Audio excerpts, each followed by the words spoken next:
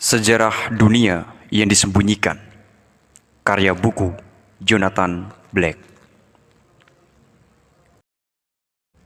Bab 5. Dewa-dewa yang mencintai perempuan. Nephilim. Keahlian teknik manusia. Dewa-dewa ikan. Kisah asli dari asal-usul spesies. Kita sekarang akan melihat ke dalam salah satu dari bagian yang lebih keruh dan lebih memalukan dalam sejarah dunia. Bahkan dalam kelompok-kelompok rahasia, sebuah selubung kadang-kadang disibakkan. Seorang pendeta di Babilonia pada zaman Alexander yang Agung adalah salah satu dari sejarawan pertama. Jelas dari beberapa bagian yang masih ada bahwa Berosus seperti Herodotus sebelum dirinya telah mempelajari daftar raja yang tertulis pada prasasti di dinding kuil dan menggali ke dalam arsip-arsip rahasia imam. Bagian-bagian yang selamat berisi ajaran-ajaran sejarah asal-usul bumi, langit, dan keturunan hermafrodit, orang-orang sebelum seksual yang berkembang biak dengan cara partenogenesis. Berosus melanjutkan menjelaskan bagaimana tanah kemudian dihuni oleh bangsa primitif. Lalu, pada suatu hari ia berkata, seekor monster muncul dari pantai. Seekor binatang disebut Oannes yang seluruh tubuhnya adalah ikan.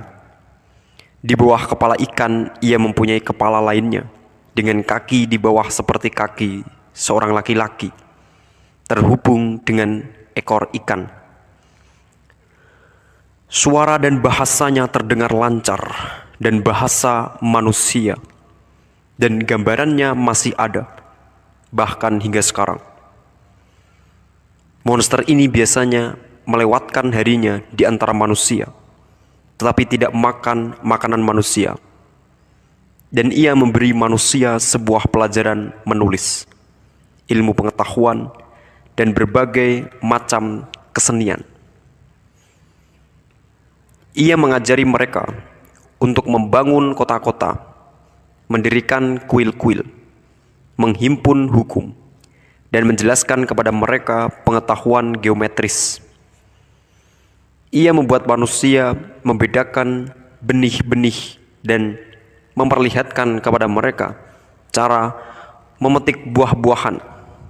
Pendeknya, ia memberi petunjuk dalam segala hal yang bisa memperlembut perangai dan memanusiakan kehidupan mereka. Dan ketika matahari terbenam, makhluk Oannes ini kembali masuk ke dalam laut, lalu menghabiskan malam di laut karena ia makhluk amfibi.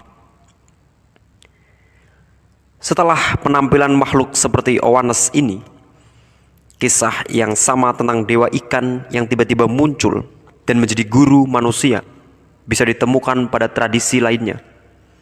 Misalnya kisah-kisah India tentang Matsya, penjelmaan Vishnu pertama, dan kisah-kisah dari Phoenician kuno tentang Dagon yang mengajarkan manusia seni irigasi, dan dewa-dewa ikan kuno dari suku Dagon di Afrika Barat. Kita bahkan tahu dari Plutarch bahwa penggambaran Zeus yang paling awal merupakan seorang laki-laki berekor ikan. Sebuah gambaran yang selamat dari mitologi Yunani dalam bentuk saudara laki-laki Poseidon. Beberapa orang penulis modern di luar tradisi esoteris telah melihat dalam ikan ini bukti hayalan untuk invasi makhluk asing pada zaman kuno. Bahkan diungkap bahwa ras manusia secara keturunan direkayasa oleh penyusup-penyusup asing. Hal itu merupakan penggambaran yang baik tentang cara tradisi esoteris disalahartikan oleh orang-orang yang memaksakan gemerlapnya materialistis pada tradisi-tradisi itu. Jika calon untuk inisiasi kita telah diinisiasi hingga ke tingkat yang cukup tinggi, ia seharusnya telah menerima ajaran tentang kebenaran dari materi. Sesuatu yang sangat mirip dengan yang berikut ini. Dalam Genesis ada bagian yang mungkin pada awalnya tampak tidak merujuk pada peristiwa-peristiwa ikan, walau juga menceritakan tentang invasi oleh makhluk dari alam lain.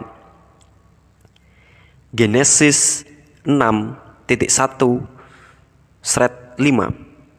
Ketika manusia mulai bertambah di permukaan bumi, dan bagi mereka lahir anak-anak perempuan, dan anak-anak Tuhan melihat anak-anak perempuan manusia cantik-cantik. Lalu mereka mengambil istri-istri dari perempuan-perempuan itu, siapa saja yang mereka sukai. Ketika anak-anak Tuhan menghampiri anak-anak perempuan manusia, dan perempuan-perempuan itu melahirkan anak bagi mereka. Ialah orang-orang yang gagah perkasa pada zaman purbakala, orang-orang kenamaan. Dan Tuhan melihat bahwa kejahatan besar di bumi, dan bahwa hatinya selalu membuahkan kejahatan semata-mata. Apa yang kita lakukan dari bagian ini? Frasa di sini diterjemahkan sebagai anak-anak Tuhan. Ada di mana-mana di dalam Alkitab, pernah diartikan sebagai malaikat-malaikat, utusan yang turun dari surga. Namun, konteks turun ini tampaknya juga mengandung kehinaan. Dengan mengatakan bahwa malaikat bercinta dengan perempuan-perempuan, mungkin maksud Genesis adalah malaikat-malaikat itu menurunkan diri mereka sendiri untuk berperan dalam dunia materi, dan mungkin mereka menjadi jatuh cinta dengannya. Seperti yang saya katakan, kita sekarang sedang mencoba untuk memasuki salah satu dari bagian yang lebih keruh dalam sejarah rahasia. Dan kelima, ayat ini dalam Genesis mungkin sekali tetap tidak bisa dimasuki, bukan karena kenyataan bahwa bagian ini diperlakukan sedikit lebih lengkap dalam tradisi Ibrani kuno, terutama Book of Enoch. Buku ini menghilang dari arus utama sejarah eksoteris dalam 300 sampai 400 Masehi. Tetapi tradisi-tradisi yang berhubungan dengan keberadaannya, isi dan ajarannya diabadikan dalam Freemasonry. Kemudian pada 1773 beberapa naskah yang sangat compang-camping darinya ditemukan di biara di Ethiopia oleh penjelajah Skotlandia James Bruce. Dan dengan demikian, tradisi-tradisi Freemasonis dibela. Bagian dari peraturan agama kitab suci Kristen tidak pernah disatukan pada abad keempat. Tetapi Book of Enoch cukup dihormati oleh penulis-penulis Perjanjian Baru, sehingga mereka mengutip darinya. Jelas memandangnya sebagai sebuah otoritas dengan sebuah status semacam kitab suci. Ini karena sebuah nilai status buku ini. Maka Yesus Kristus jelas mengenali pikiran-pikiran tentang sebuah kerajaan yang akan datang dan keadilan dunia. Apalagi frasa yang digunakan pada transfigurasinya, ini adalah putraku yang terpilih, adalah untuk memperlihatkan bahwa Yesus Kristus adalah seseorang yang dijanjikan oleh Book of Enoch. Ini adalah apa yang harus dikatakan Book of Enoch tentang malaikat-malaikat yang mencintai perempuan-perempuan. Henokh 6.1/4. Dan terjadilah ketika anak-anak dari laki-laki telah berlipat ganda, sehingga pada hari itu lahir dari mereka anak-anak perempuan yang cantik dan jelita. Dan malaikat-malaikat, anak-anak dari surga, melihat dan bergairah karena mereka, dan berkata satu pada lainnya, "Ayo, kita pilih untuk diri kita sendiri dari antara anak-anak laki-laki itu, dan kita peroleh anak-anak kita." Dan semuanya bersama-sama memilih istri mereka sendiri, dan masing-masing memilih untuk diri mereka sendiri. Dan mereka mulai masuk dan menajiskan diri dengan mereka, dan mengajari mantra dan tenung, dan mereka hamil. Setelah itu, Henokh diajak berkeliling surga, tempat malaikat-malaikat pemberontak atau pengamat-pengamat meminta Henokh untuk menjembatani mereka dengan Tuhan atas nama mereka. Namun, ketika Henokh mencoba melakukannya, Tuhan hanya menolak mereka dan mengirim Henokh kembali. Dan pergilah kepada sang pengamat yang telah mengirimmu untuk menjembatani untuk mereka. Kau harus menjembatani untuk manusia dan bukan manusia untukmu. Kisah tentang malaikat-malaikat pembangkang kemudian diceritakan kembali, seperti adanya dengan kata-kata Tuhan sendiri dan dengan tambahan rincian. Henokh 6.15/16. Dimanapun kau telah meninggalkan surga yang tinggi, suci, dan abadi, lalu bercinta dengan perempuan, dan menajiskan diri kalian sendiri bersama anak-anak perempuan manusia, dan mengambil istri untuk dirimu sendiri, dan melakukan seperti anak-anak di bumi, dan mengambil raksasa sebagai anak-anak dengan darah dan daging dari perempuan, dan telah memperanak anak-anak dengan darah dan daging, dan darah dari mereka juga yang telah mati dan binasa. Dan sekarang untuk para penjaga yang telah mengirimku sebagai jembatan untuk mereka yang pernah di surga, katakan kepada mereka, kalian sudah pernah di surga, tetapi semua misteri belum diungkap untuk kalian. Dan kau tahu, orang hina, dan ini di dalam kekerasan hatimu kau telah dikenal perempuan-perempuan, dan melalui misteri perempuan dan laki-laki bekerja lebih banyak kejahatan di bumi. Karena itu, katakan kepada mereka, kau tidak akan damai. Surat dari Yudas 6.6 menjelaskan para malaikat penjaga tidak taat pada batas-batas kekuasaan mereka, tetapi meninggalkan tempat kediaman mereka. Seorang penulis Kristen abad ketiga, Commodianus, menulis, perempuan-perempuan yang menggoda malaikat-malaikat adalah perempuan sangat cabul, sehingga perayu mereka sekarang tidak bisa kembali ke surga.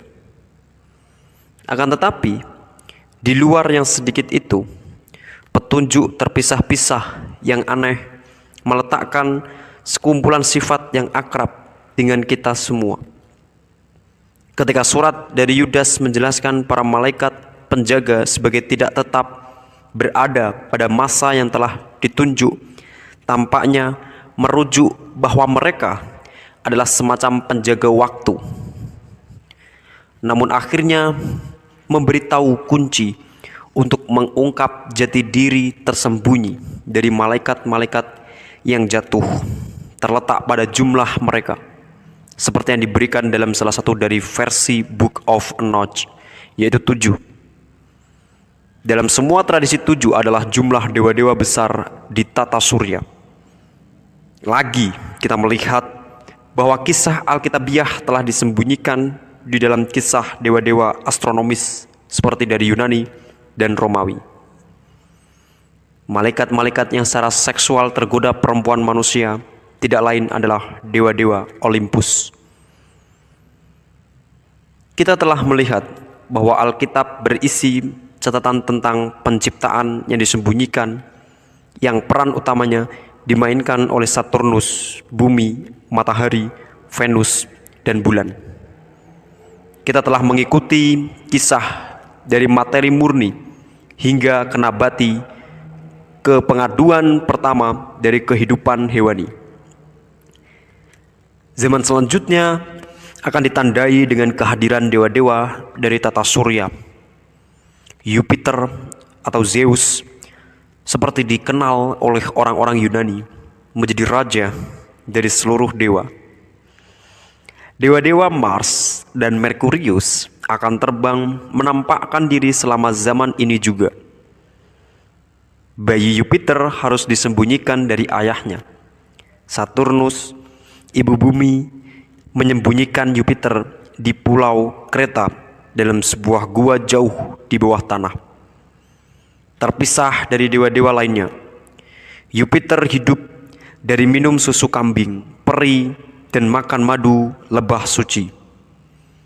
Ibu bumi menyembunyikan Jupiter dalam gua ini karena ia takut Saturnus dan Titan, anak-anak laki-lakinya yang lebih tua dan anak-anak perempuannya dari Saturnus, akan datang untuk menghancurkannya. Ia tahu bahwa kelahiran Jupiter memperlihatkan bahwa pemerintahan Saturnus telah menjelang berakhir. Tetapi masa pergantian dari satu masa ke masa lainnya selalu menyakitkan. Ordo yang lebih tua selalu mencoba untuk tinggal melebihi masa yang diberikan kepada mereka. Para Titan adalah pasukan Saturnus. Mereka adalah pemakan kesadaran. Mereka ingin menelan kehidupan baru dan menciptakan apa yang disebut Milton, yang tahu segalanya tentang sejarah rahasia, sebagai sebuah alam semesta kematian. Para Titan selalu menjadi musuh bagi Jupiter.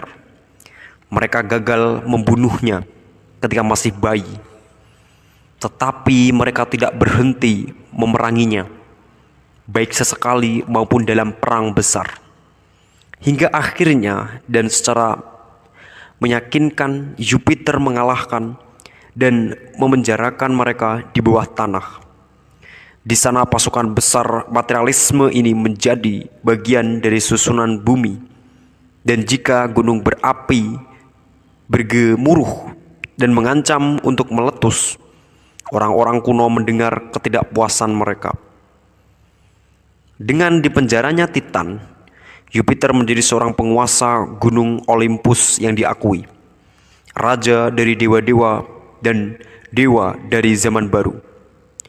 Ia mengguncangkan ikal rambutnya, maka seluruh bumi bergetar.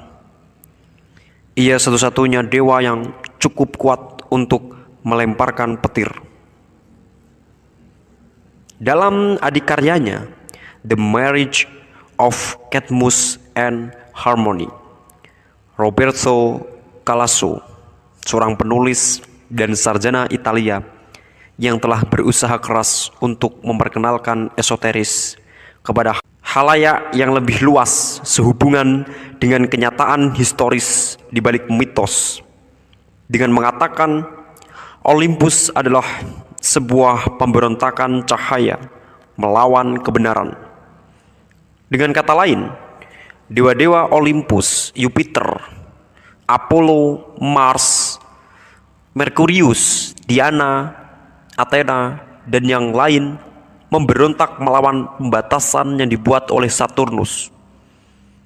Dewa-dewa Olympus terbang di udara untuk melakukan tindakan-tindakan ajaib dan mengalahkan monster-monster mengerikan.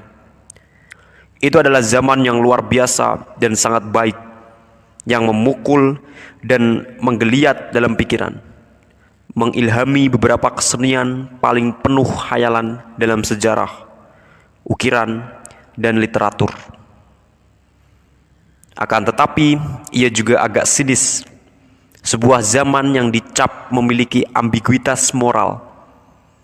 Petir Jupiter menyambar menembus sebuah ruang padat oleh testosteron, berbau tajam hewan buas berahi, jatuhnya hewan buas tanpa belas kasih. Jupiter memerkosa Kalisto dan perempuan itu berubah menjadi seekor beruang. Jupiter memerkosa Io dan perempuan itu berubah menjadi seekor sapi. Ia menghukum Lycaon karena kanibalisme dengan mengubahnya menjadi seekor serigala. Berahi Apollo pada Hyacinth mengakibatkan perempuan muda itu berubah menjadi bunga, dan Daphne yang diperkosanya berubah menjadi semak laurel. Kita harus mencatat bahwa semua mitos dihubungkan dengan perkembangbiakan dari bentuk-bentuk alami.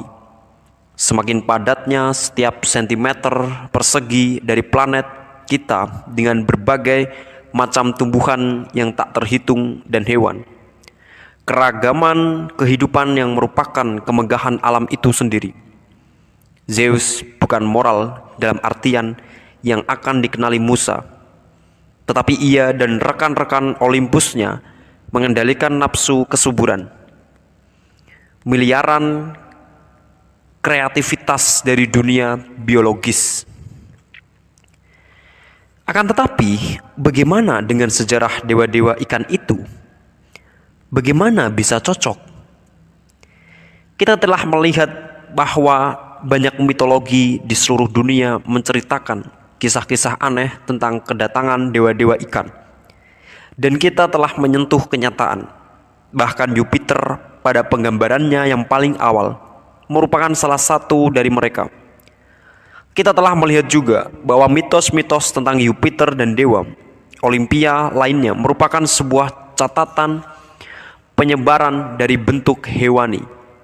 Menggabungkan dua hal ini memunculkan kemungkinan yang menakjubkan. Mungkinkah mitos-mitos itu mendahului wawasan ilmiah modern yang menyatakan bahwa zaman kehidupan hewani yang akhirnya berkembang menjadi bentuk manusia berawal dari kehidupan seekor ikan? Jika benar, hal itu akan menjadi pengungkapan yang mencengangkan. Penemuan Darwin tentang evolusi spesies merupakan penemuan ilmiah yang hebat dalam sejarah, disetarakan dengan penemuan-penemuan Galileo, Newton, dan Einstein. Mungkinkah bahwa pendeta-pendeta di sekolah misteri tahu tentang evolusi spesies beribu-ribu tahun lebih awal? Kita sekarang akan mengungkap bagaimana bukti untuk pernyataan ini yang mungkin setidaknya pada awalnya terdengar mungkin, tertulis di seluruh langit dalam cahaya menyilaukan sehingga kita semua bisa melihatnya. Kita akan mengungkap sandi kosmos. Kita melihat bagaimana bagian-bagian terawal dalam sejarah akan dimengerti dalam artian penciptaan yang teratur dari tata surya. Berturut-turut Saturnus, matahari, Venus, bulan, dan Jupiter bergabung dalam karya anyaman keadaan dasar bersama-sama yang membuat evolusi kehidupan di bumi mungkin terjadi. Mengikuti urutan-urutan ini telah membawa kita pada awal kehidupan hewani dan kesadaran awal dari perkembangbiakan bentuk hewani.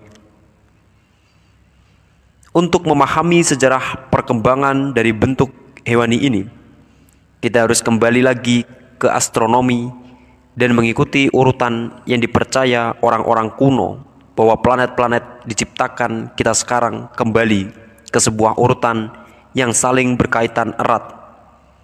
Konstelasi rasi bintang. Bagi orang-orang kuno, kekuatan alam sedang tidur selama musim dingin dan kemudian terbangun kembali, menggerahkan pengaruh mereka sekali lagi pada musim semi. Oleh karena itu, konstelasi saat matahari terbit pada musim semi sangat penting bagi mereka. Matahari menghidupkan konstelasi itu, memberinya tenaga, dan meningkatkan kekuatannya untuk membentuk dunia dan sejarahnya. Karena guncangan kecil bumi ketika berputar pada porosnya matahari, bagi kita tampak perlahan-lahan terjengkang ke belakang di hadapan bintang-bintang. Lebih dari satu periode, kira-kira 2,160 tahun, matahari terbit pada konstelasi yang sama. Kemudian ia bergerak pada yang lainnya. Kita sekarang berada dalam zaman Pisces dan dengan patuh menunggu terbenamnya zaman Aquarius. Ketika konstelasi mengikuti konstelasi dan zaman mengikuti zaman, ragam simfoni musik dunia memberi tanda sebuah pergerakan baru, perputaran dari kekuatan gerakan, dari dorongan-dorongan naluriah yang menyapu seluruh kosmos, bergerak ke sebuah bidang baru. Kita memikirkan 12 konstelasi dari zodiak yang mengikuti dalam sebuah urutan sesuai dengan bulan-bulan dalam setahun. Aries diikuti oleh Taurus, kemudian Gemini. Dalam perputaran lebih besar yang diukur oleh pemunculan konstelasi-konstelasi ini pada equinox musim semi, konstelasi itu bergerak ke belakang. Gemini diikuti oleh Taurus, kemudian Aries, dan seterusnya. Fenomena ini dikenal sebagai presisi. Ada pertentangan di antara para akademisi tentang kapan orang-orang kuno mulai menyadari hal itu. Buku terobosan tersebut dalam hal ini adalah Hamlet Mill, ditulis oleh Giorgio de Santillana, seorang profesor di MIT History and Philosophy of Science, dan Herta von Dechern, profesor sains di Frankfurt University, dan diterbitkan pada 1969. Sangat terpelajar. Buku itu mulai sebuah proses pengungkapan kembali sebuah dimensi astronomis dari mitos-mitos yang telah lama dilupakan di luar perkumpulan-perkumpulan rahasia. Tesis mereka merupakan kumpulan kisah yang dengan inti seluruh mitologi. Benar-benar semua literatur dari Oedipus Rex hingga Hamlet, kisah tentang seorang anak laki-laki terbuang yang kemudian mengalahkan pamannya untuk merebut kembali tahta ayahnya, merupakan gambaran dari sebuah kejadian astronomis, satu epos presisi yang dilanjutkan dengan yang lainnya. Akan tetapi, kisah Hamlet Mill memberikan sebuah contoh statis. Ia memperlihatkan bahwa presisi itu dipahami pada sebuah pola dasar khusus, bukan tentang bagaimana pengertian dari konstelasi pemerintahan memungkinkan kita untuk melihat lapisan-lapisan yang berbeda dari mitos dalam urutan kronologis yang benar. Mari kita sekarang melihat pada urutan dalam artian kenyataan historis yang ada di belakang mitos Jupiter dan dewa-dewa lainnya menurut tradisi esoteris. Karena kita sudah melihatnya dalam sejarah seperti yang diingat dalam mitos, terutama mitos tentang dewa-dewa Olympus, kita dengan wajar menggambarkan diri kita sendiri secara anatomi sebagai orang modern. Namun, kita harus terus mengingat bahwa mitos ini mewakili seperti apa hal-hal itu dalam mata khayalan. Namun, sebuah mata fisik jika ada akan melihatnya dengan sangat berbeda. Karena apa yang diwakili oleh gambar ini adalah awal dan perkembangan dari bentuk kehidupan yang primitif. Jika zaman kehidupan laut pertama ditandai oleh kepemimpinan planet Jupiter, kemudian dalam hal presisi konstelasi ditandai oleh Pisces. Ketika matahari mulai terbit kali pertama dalam konstelasi Pisces, sebuah bentuk mengental dari substansi setengah cair di permukaan bumi. Ini adalah bentuk embrio pertama dari bentuk ikan, hampir sama dengan bentuk ubur-ubur pada zaman modern. Orang-orang kuno memahami dorongan evolusi ini sebagai Tuhan. Jika kehidupan primitif di atas bumi, kehidupan yang pada akhirnya berkembang menjadi kehidupan manusia, mengalami bentuk seperti ikan primitif. Itu karena seorang dewa mengalami bentuk primitif pertama ini. Seperti adanya menarik kehidupan di muka bumi bersamanya. Di Mesir, tempat kejadian ajaib ini, kelahiran kehidupan hewani, dikenal sebagai kelahiran Horus, dan gambaran pertama dari Horus. Seperti gambaran pertama Jupiter, setengah manusia, setengah ikan. Jadi, kita melihat lagi bahwa Yunani dan Mesir, seperti orang-orang Yunani dan Ibrani, memuja dewa yang sama dalam selubung budaya yang berbeda. Zaman presisi yang berikutnya adalah zaman Aquarius pertama.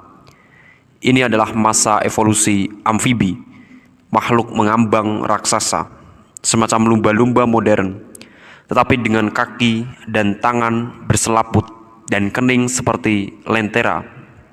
Lentera ini adalah kelenjar pineal, menonjol dari atas seperti itu, masih dijumpai pada beberapa hewan jenis reptil, seperti kadal spesies tuatara di Selandia Baru.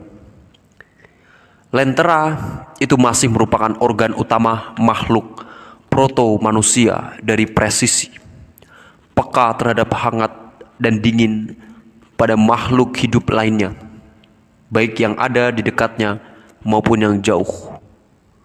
Lentera itu bisa menerangi sifat dasar di dalam dirinya.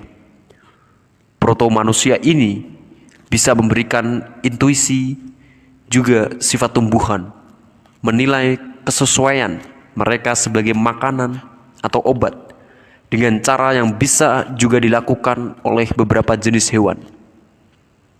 Dan karena hukum alam tentang pertumbuhan belum ditetapkan dengan sempurna, manusia bisa juga berbicara dengan tumbuhan sebisa mungkin. Seperti pada saga-saga kuno Yahudi, membuat sepokok pohon menghasilkan buah atau tongkol padi-padian tumbuh setinggi pohon cedar di Lebanon. Kita harus membayangkan kata-kata itu diucapkan oleh manusia-manusia amfibi dengan suara seperti seekor rusa jantan. Manusia berkening, lentera kemudian divisualisasikan dengan lebih baik sebagai unicorn. Dewi Bumi masih memberitahu apa yang mereka lakukan secara peramalan, sehingga hukum alam dan hukum moral menjadi satu hal yang sama.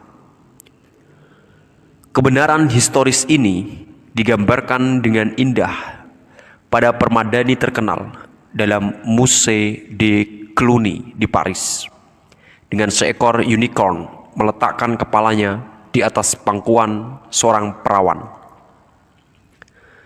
Kolektif ingatan kita tentang unicorn adalah tentu saja sebagai seekor makhluk buruan. Manusia bisa mencari perlindungan di atas pangkuan ibu bumi, tetapi dunia telah menjadi tempat berbahaya. Kita melihat keinginan asli manusia itu secara bebas telah ada, dan keinginan untuk terus ada secara bebas, tidak terpadu ke dalam bentuk proto-manusia. Keinginan yang liar itu digambarkan sebagai naga-naga dalam mitologi. Mereka meneror makhluk ciptaan lainnya. Ketika permukaan rawa-rawa bumi mengeras menjadi seperti tanah kering. Tahapan berikutnya dari perkembangan bentuk manusia dimulai. Ini adalah awal dari zaman Capricorn, ketika proto-manusia mulai mengembangkan betis dan kaki tangan untuk merangkak di atas tanah, mengejar gairah hewani berkembang mereka. Menurut kearifan kuno, kehadiran Mars yang membawa ke evolusi menjadi hewan berdarah hangat. Mars tiba pada waktu perubahan dari amfibi semacam kadal ke zaman Capricorn, ke hewan tanah pada zaman Sagittarius berkaki 4. Mars yang kuat mengeluarkan darah merah dan memberikan keadaan yang memungkinkan egotisme dan tidak hanya dalam hal keinginan yang sehat untuk bertahan hidup. Ketika bumi terus bertambah keras, semakin padat dan semakin kering, ia pun mengerut lebih banyak dengan akibat bahwa satu makhluk hanya bisa makmur karena pengorbanan yang lainnya. Hal itu menjadi bagian dari keadaan manusia yang hampir tidak bisa dipindahkan tanpa merusak, bahkan membunuh makhluk hidup lainnya. Karena Mars ada juga bagian bengis dari makhluk manusia yang bersuka cita karena ini, senang memaksa sama manusia untuk patuh dan menjadi sangat gembira ketika merasa menjadi berkuasa di atas yang lainnya. Ketika ia mampu melakukan pemaksaan dengan kekerasan tanpa penyesalan. Ketika proto-manusia menjadi makhluk daratan yang sempurna, juga menjadi penting untuk menciptakan cara-cara baru berkomunikasi dengan sesama manusia. Itu adalah akibat pengaruh dari Merkurius yang mengembangkan rongga dada.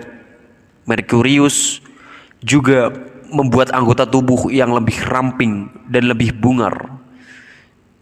bugar sehingga lebih memudahkan manusia untuk bergerak saling mendekati dan bekerja sama. Ia juga tentu saja adalah utusan dan panitera para dewa yang dikenal sebagai Hermes bagi orang Yunani dan Thoth bagi orang Mesir. Ia juga dewa akal bulus dan pencuri. Bab ini adalah sebuah tanggapan tentang Genesis, diambil untuk catatan tradisi paralel seperti Mesir dan Yunani. Cara untuk menafsirkan atau membaca Alkitab muncul di antara Neoplatonis dan Kabalis awal dan dijelaskan oleh kelompok-kelompok seperti Rosicrucian. Banyak dari yang telah kita pertimbangkan bisa ditemukan misalnya dalam tulisan Robert Flood pada abad ke-7, sangat berpengaruh pada karya Milton, Paradise Lost. Dan tidak lama kemudian tanggapan Jacob Boehme tentang Genesis telah disebutkan Mysterium Magnum, karya penjelasan tanggapan-tanggapan ini dan pembingkaian kearifan Rosicrucian dalam zaman modern dilakukan oleh sarjana besar Austria dan anggota Rudolf Steiner, yang perkumpulan antroposofinya mungkin memiliki pengakuan jelas sebagai penyalur dari arus Rosicrucian sejati.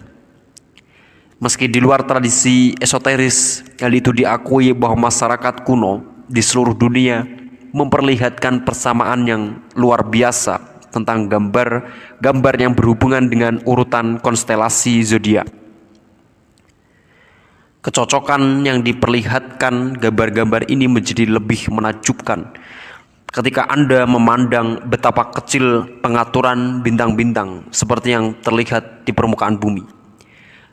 Kenyataannya adalah bahwa orang-orang kuno melihat urutan perbintangan dalam sejarah evolusi manusia dan dunia seperti secara kolektif diingat dan dimengerti. Bagi mereka, sejarah dunia tertulis pada bintang-bintang. Oleh karena itu, apa yang pada umumnya dianggap sebagai gagasan modern yang juga dianggap tahayul orang-orang kuno, sejatinya adalah sebuah gagasan kuno itu sendiri.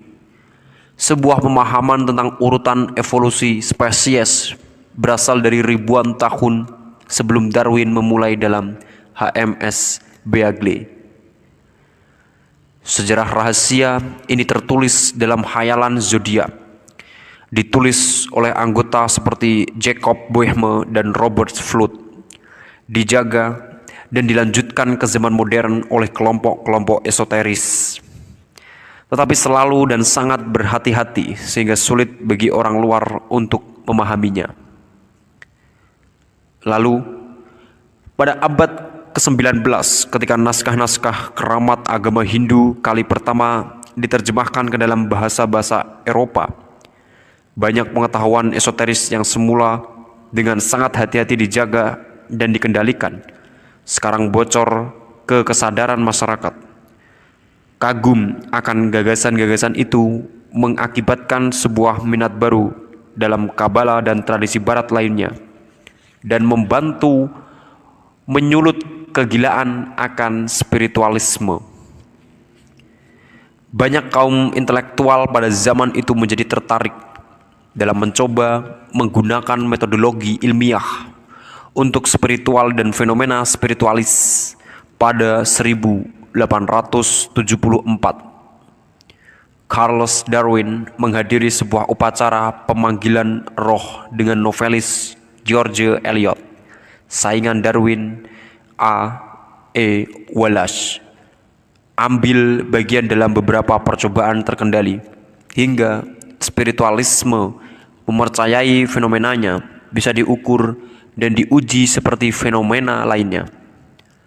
Seperti yang kita akan lihat kemudian, banyak pemuka intelektual, termasuk ilmuwan, percaya bahwa ada sesuatu dalam filosofi esoteris, dan bahwa ilmu pengetahuan dan supernatural akhirnya akan menyatu.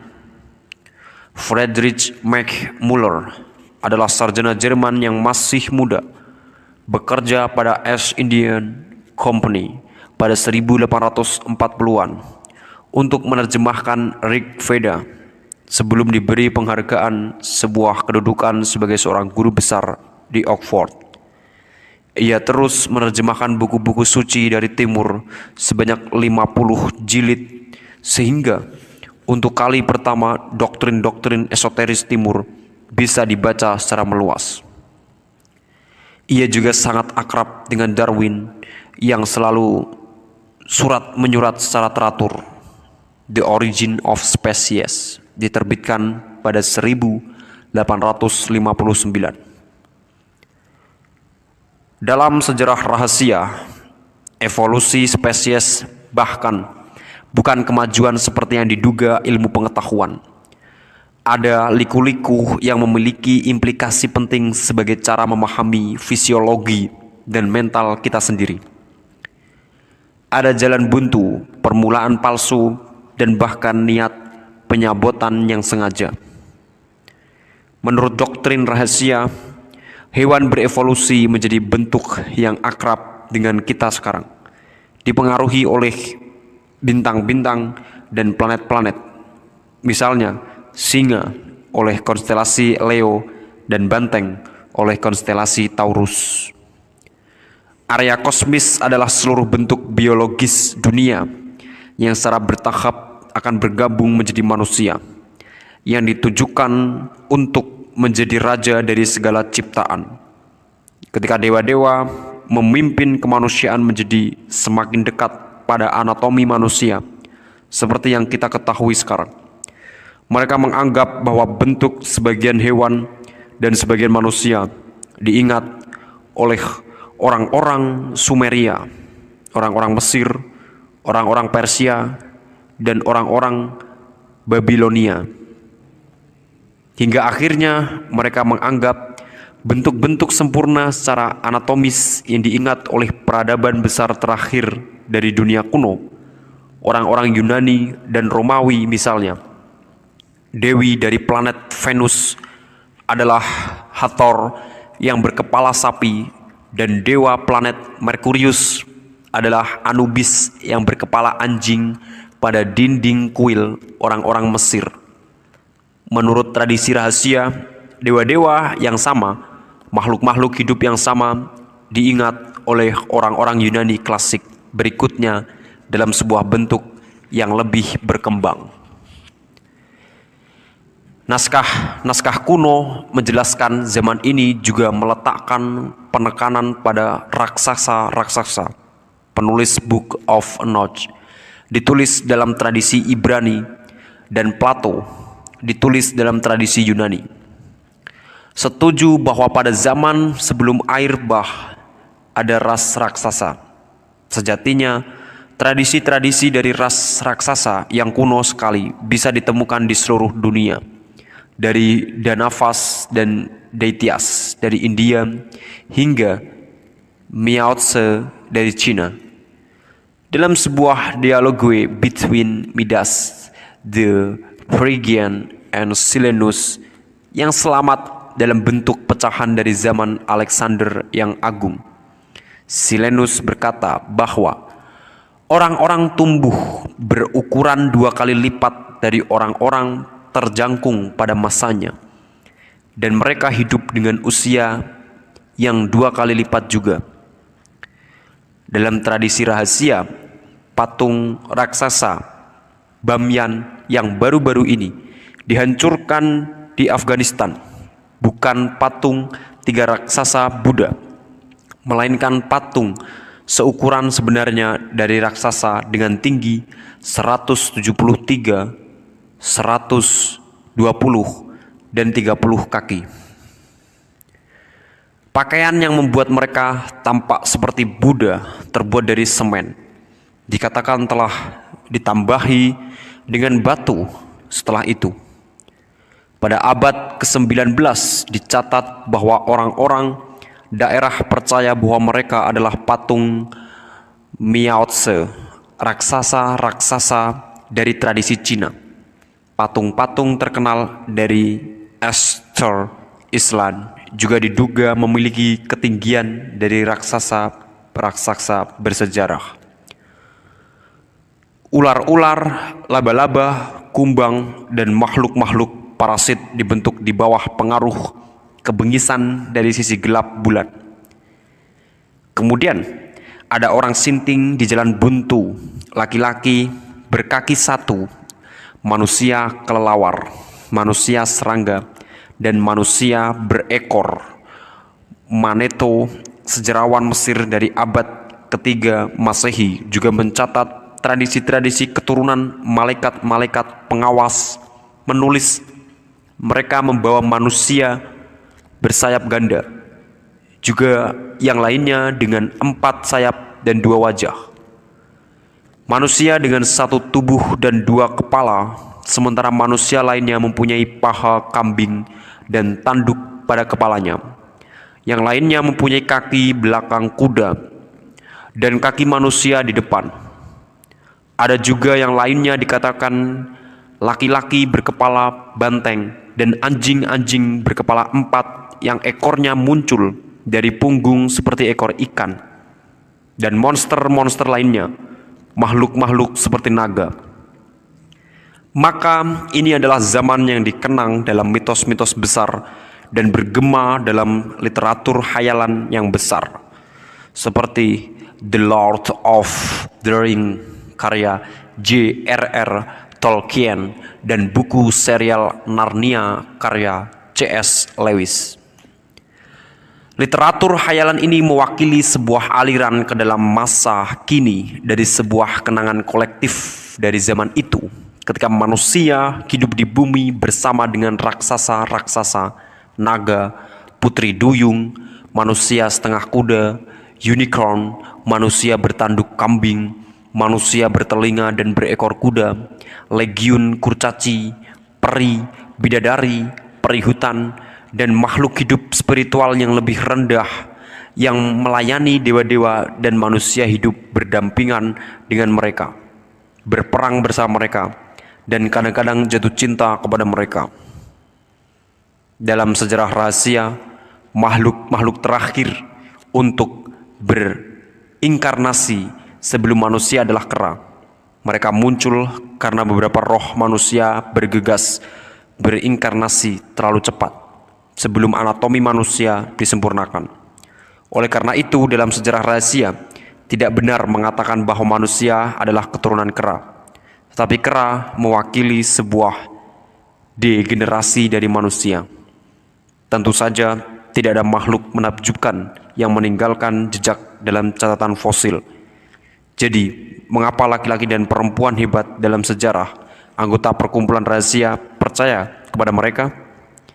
Mengapa orang cerdas manapun harus mulai bermain-main dengan pemikiran itu?